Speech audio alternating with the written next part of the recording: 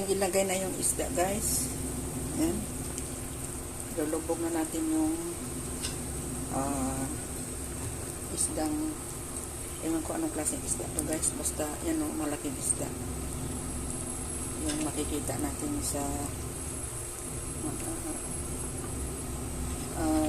aquarium. Ay, para o, you know, guys.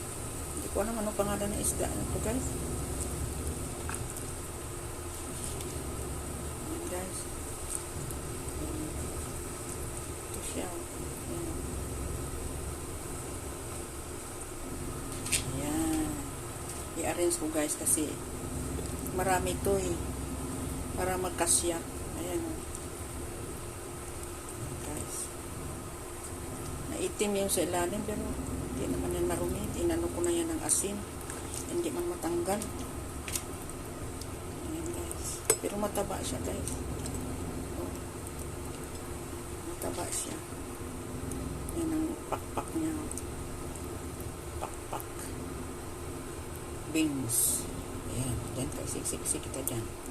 Kasi puno na yan. Tapos lang. Pakuluan natin, guys. Pag nakulo na yan, timpla natin. Lalagay natin yung gulay. Ayan, kulo na, guys. Lalagay natin ang sibuyas. Ayan. Spring onion.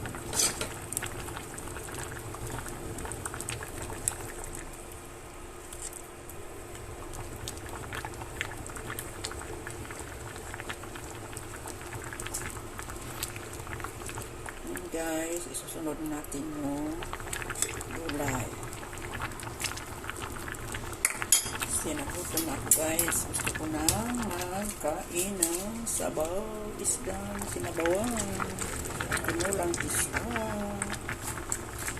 Tinulang isda. Ang favorito ko.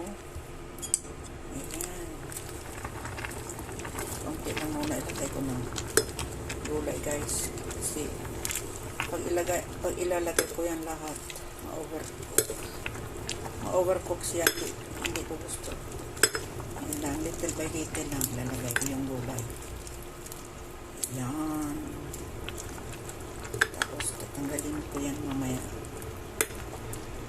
Ayan. That's it na, guys. Luto na yung sabaw ko, guys. Oh. Ayan, guys. Higop na kong sabaw kay tugnaw kayo, guys. Utugnaw, guys. Utugnaw.